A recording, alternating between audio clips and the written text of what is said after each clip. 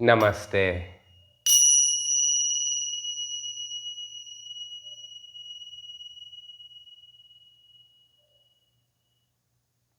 Bendiciones. Bueno, ya pasamos la pequeña introducción y ahora nos toca, pues, seguir adelante con nuestro entendimiento. Hay un río que divide India de Pakistán, se llama el río Indo, precisamente. Y de un lado se desarrolló la cultura védica y de otro lado la cultura tántrica. Y estas dos culturas son muy parecidas la una a la otra. Y los Vedas, o la cultura védica, es básicamente lo que le dio origen a lo que hoy se conoce como el conocimiento yogi.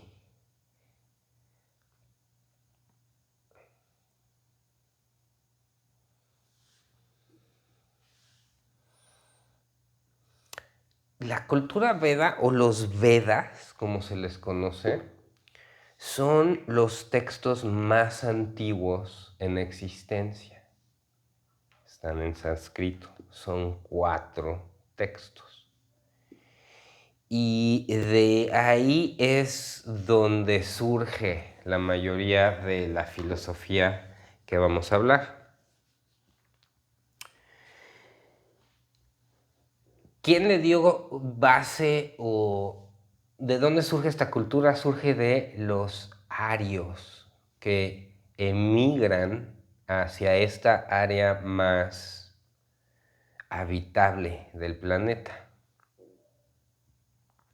Ellos tenían una filosofía y religión politeísta, es decir, con varios dioses.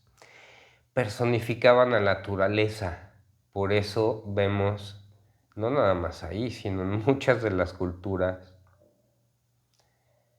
el dios de la luna, el dios del sol, el dios del árbol, el dios del águila, ¿verdad? El dios del trueno,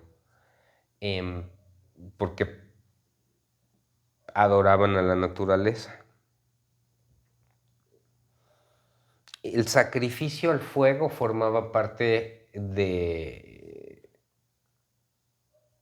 su cultura, pero nuevamente nos remontamos a que no nada más ahí. Se ha hablado, por ejemplo, en Latinoamérica, muchas de nuestras propias culturas hacían esto también.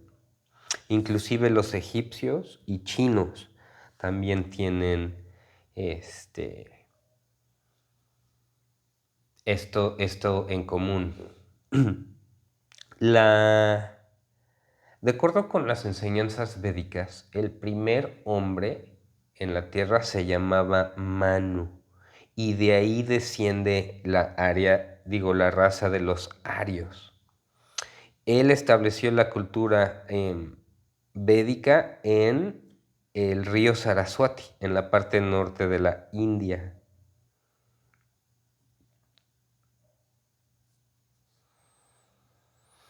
La mayoría de las religiones, desde el Islam, cristianismo, judaísmo, todas las religiones de Egipto, Asiria y Babilonia, Persia, etcétera, pueden ser rastreadas en las enseñanzas del primer Veda, el Rig Veda.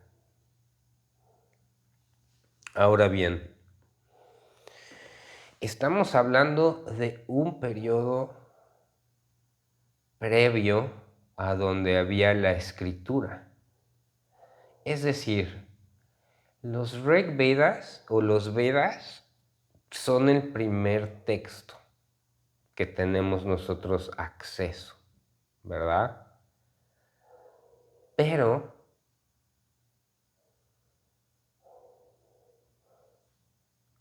previo a que alguien lo escribiera, ya manejaban esta información. O sea, no la inventaron ni la escribieron luego, sino que ya era información común y ahora que se desarrolló la escritura, pues la plasmaron.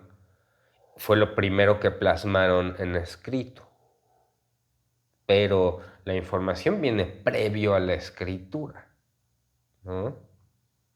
Entonces, pues, ¿cómo le hacían para para transmitirla. Y bueno, básicamente era de manera verbal. Se transmitía de maestro a alumno.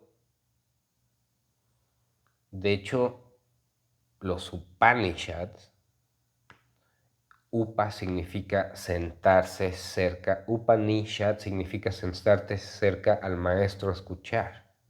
Entonces, eso hacían, se transmitía el conocimiento de uno a uno, del maestro al discípulo.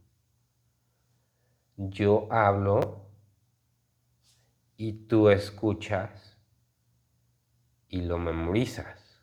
Y luego tú hablas y otras personas escuchan y lo memorizan. Y esto se le conoce como Smriti y Shruti. Y esto significa escuchado. Y así es como se le conocía a este conocimiento, el conocimiento escuchado.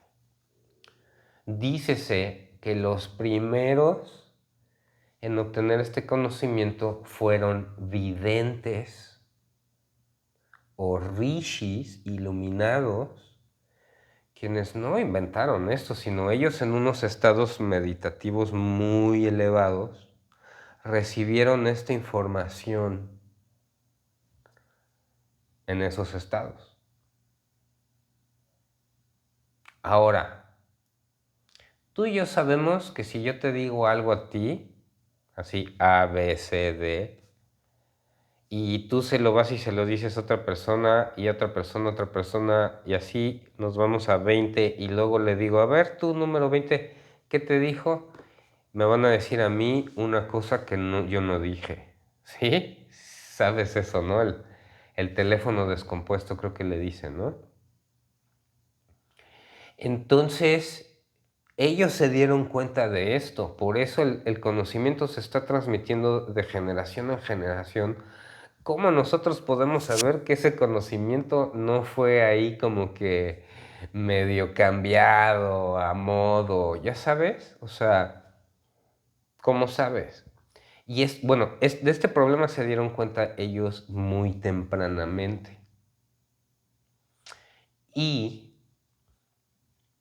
lo que hicieron fue crear versos, mantras, que son como canciones, y es la información codificada, y ya esta pues se la memorizaban y ya sí se la aprendían un mantra y lo transmitían de manera precisa, porque pues, es como una canción, esa sí te la aprendes y se la enseñas a alguien tal como va, ¿no?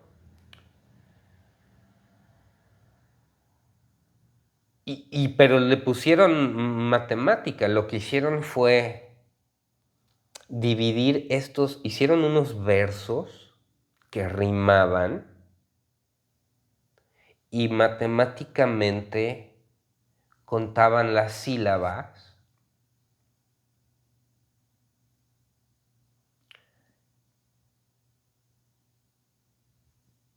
y lo ponían de manera que quedara, por ejemplo, ponían 13 sílabas en un renglón, luego 11 sílabas en otro renglón, luego otra vez 13 sílabas, luego 11 sílabas, luego 13 sílabas, luego 11, y así también tú tenías forma de saber si te faltó algo, ya sabes, o sea, estaba bien hecho.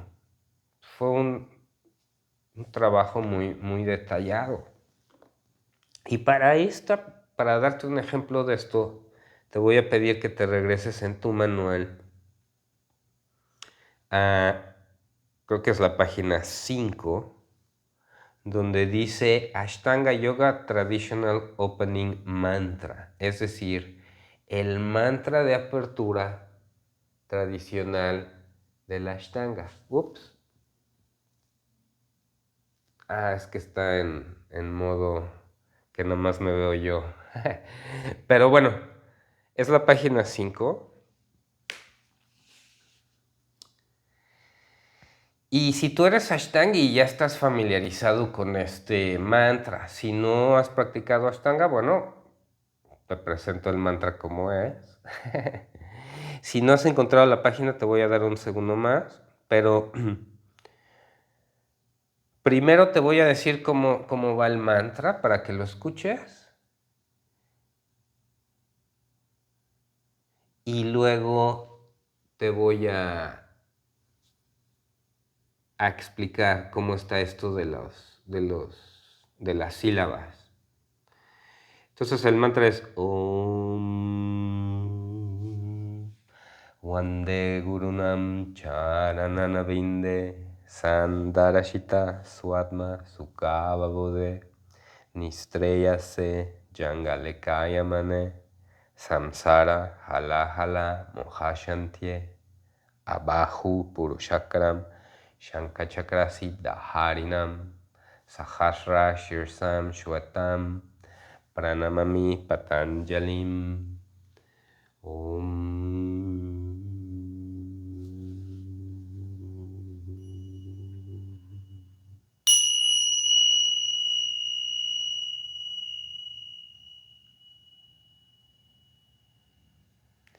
Entonces, bueno, analicemos este mantra por un momento. Si tú te fijas bien, son 2 versos, ¿verdad?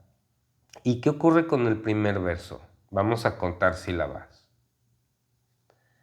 Wande Gurunam Charana Ravinde 11 y acaba con E.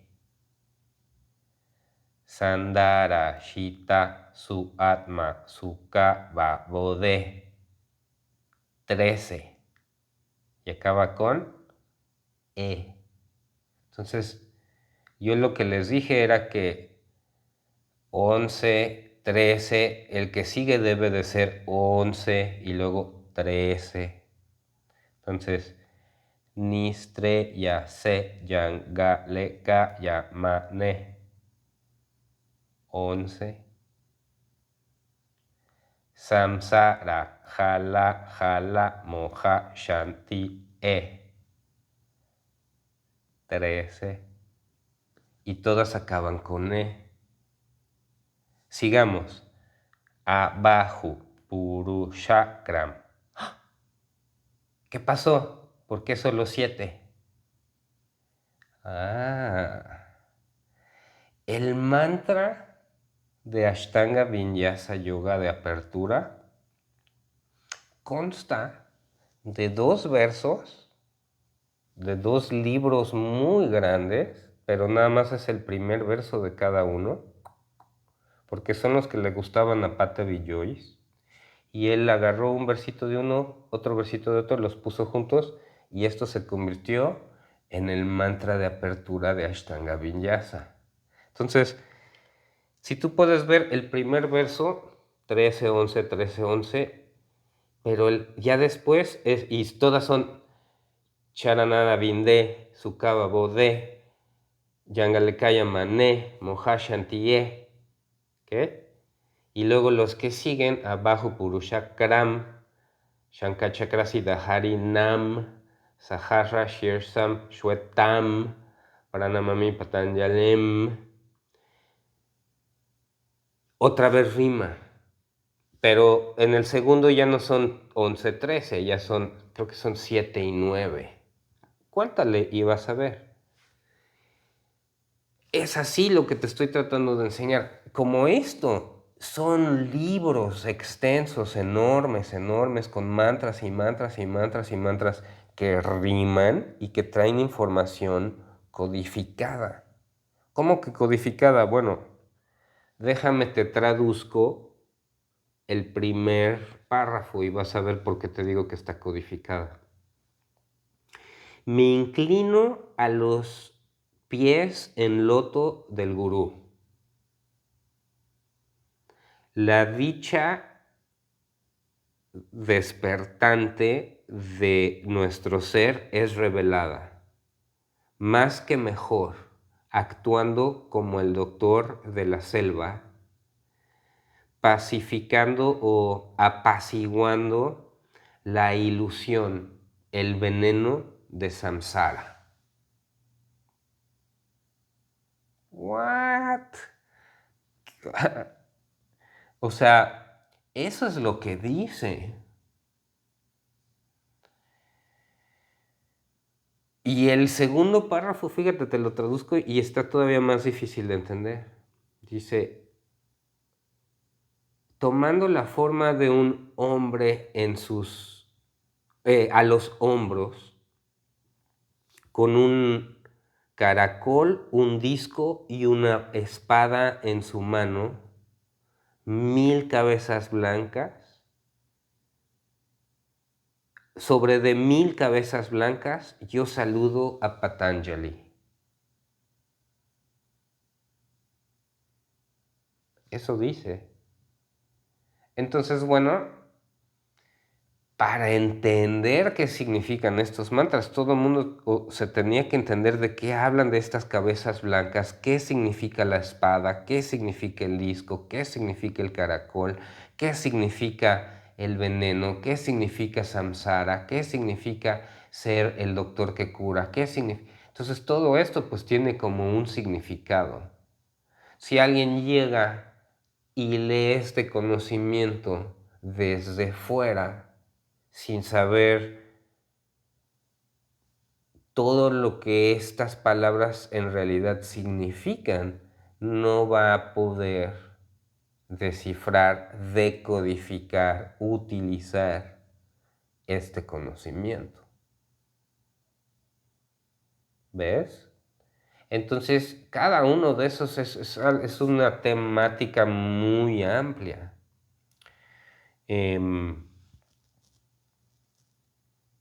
Se necesita estudiar sánscrito para la comprensión total.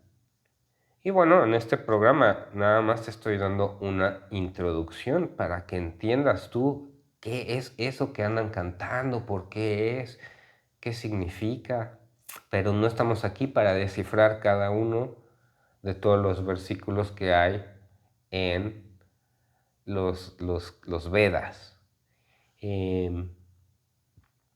Si tienes preguntas, no dudes, por favor, en mandarlas de inmediato por WhatsApp. ¿Ok? Ahorita siguiendo con el tema, bueno, ya aprendimos cómo es que surgen los textos, los Vedas, ya aprendimos cómo se transmitían el conocimiento y ya te dije más o menos qué eran los Upanishads, que son la última etapa del conocimiento védico. Y bueno, esto significa lo de sentarse cerca a escuchar al maestro. El conocimiento de el ser superior se conoce como Upanishad porque destruye la atadura que tenemos a el renacimiento. La filosofía yogi habla el samsara, de lo que hablamos hace ratito, es el ciclo de la vida y la muerte, del que tenemos que nosotros liberarnos. Entonces, los Upanishads son el conocimiento más alto porque se dice que destruyen el samsara. Creo que esto es buen momento de poner una pequeña pausa a el video y nos vemos en el siguiente. Bendiciones, namaste.